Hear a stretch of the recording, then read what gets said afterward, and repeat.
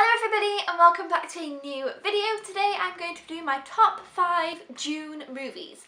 That's right, June, not July. Next week I will be doing my top 5 July movies. I am behind, and that's because I was behind with May's movies and then I was behind with June's movies, and it was this whole thing. But I'm pretty much caught up now, thank gosh, so I can get back to doing these more regularly and kind of more on time and schedule. But first I need to backtrack. So this is going to be my top 5 June movies, and then tomorrow I will be uploading Josh's top 5 June movies, which of course will be different than mine because, well, it would be weird if we actually had the same order one month, but either way. I'm going to be doing number 5 to number 1, and yeah, June was an okay month.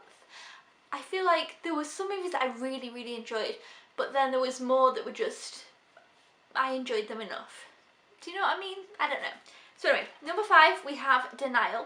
I have talked about all of these in my Friday review, so I'm not going to go into too much depth about my thoughts, whereas obviously Josh has never spoke about the films in his thoughts, so mine's going to be a little bit more brief. But basically, Denial is a very interesting, different World War II story. It's obviously about, I forget his name every time, David Irving, and him being a historian, trying to deny certain things in the Holocaust happened, or deny that the Holocaust happened and that Hitler was killing Jews. Like, he's trying to say that didn't happen, and Rachel Weisz's character goes up against him in court, and it's kind of more of a court story, a lot of time spent in court, and it's very interesting. I gave it 4 stars and I really did enjoy this one, and I think as well for how much time they did spend in the courtroom and kind of dealing with the case, pretty much it's the whole film.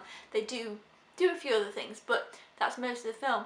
I found it really kept my attention. I think that's really a good thing about this film, because I think maybe if I would have known that initially, that how much of it would be that, I might have thought, will I be able to hold my attention through this, because it's not typically my type of thing, but it definitely did, and it was definitely interesting, and yeah, I thought it was a really good film. So that's Denial. Next one we have is the Best Picture Oscar winner, Moonlight. I also gave this 4 stars. This is a very fantastic film. It's great visually, acting's great, the story's fantastic, it's a great film, and obviously again I talked about this in my Friday reviews. I don't think I enjoyed it quite as much as everybody else, and I don't know whether that was because I obviously couldn't relate to it, but maybe that has nothing to do with it. But I did enjoy it, and I did think it was a very good film, and obviously, like I say, I gave it 4 stars, and it was brilliant, but I feel like there was a lot of hype surrounding it, so maybe that kind of tainted my experience a little bit. I think I had a little bit too high expectations, but I feel like it's great that this film won Best Picture. I feel like typically this might be a film that just kind of slipped under the radar, so I'm really glad that it did have a lot of hype, so I'm not saying that's a bad thing, so I think that's really a good thing about Moonlight. But yeah, so Moonlight is my number 4. At number 3 we have John Wick 2, which I think I gave 4 stars as well. I think I did. I don't remember. Did I give it 4 or did I give it 4.5? I don't know. I think I'll have to put it on the screen somewhere because I really don't remember. But I did really enjoy this. I preferred John Wick, the first one. I loved that. But I know that I will definitely rewatch both of them. They're really great films. I love the dog in this. I just think the action scenes are fantastic. John Wick is a really cool, interesting character. I really love him.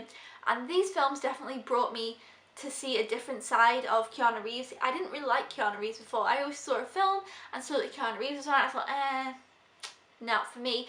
And this is why initially I didn't pick up John Wick, and so I didn't watch John Wick till this year. And then after watching these, I'm like, oh yeah, I like Keanu Reeves now, so I'm definitely going to be looking out some of the stuff that I missed from him for the past few years. But yeah, John Wick is great. I love it. I hope that, well, I feel like they're going to make a 3rd one. It ended and I was like, yes, we need a 3rd one. I'm going to be excited about it. I'm going to be looking forward to it. I really like the series. So yeah, really awesome action films, John Wick 2.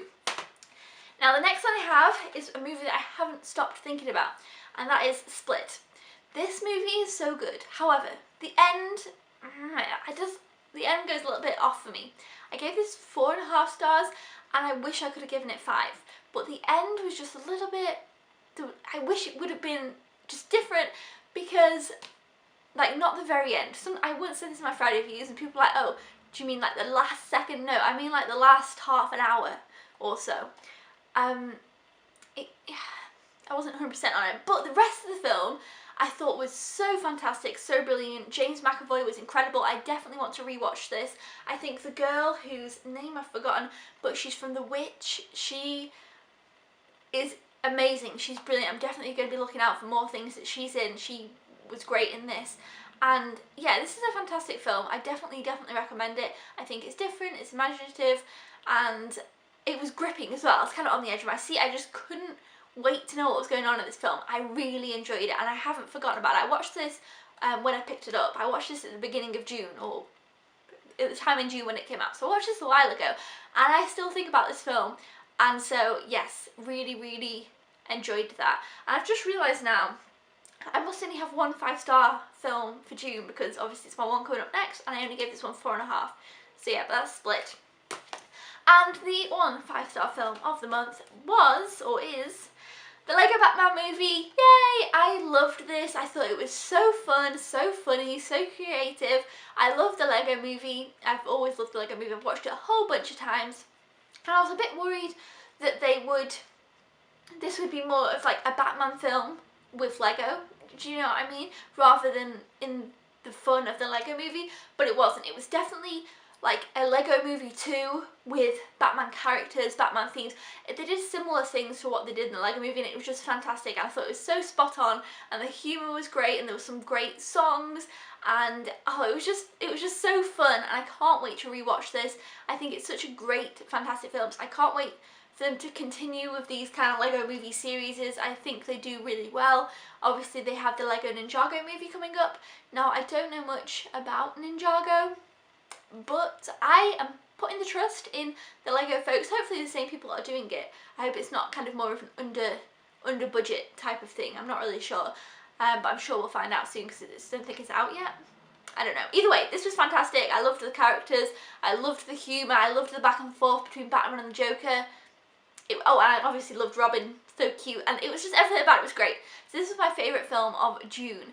So yeah, that's kind of my June movies, my top 5. Like I say, there wasn't a massive amount that really gripped me. It was mostly Lego Batman and Split that I thought, yes, love these. The others I enjoyed a lot, but I didn't have that connection with them after I've watched them.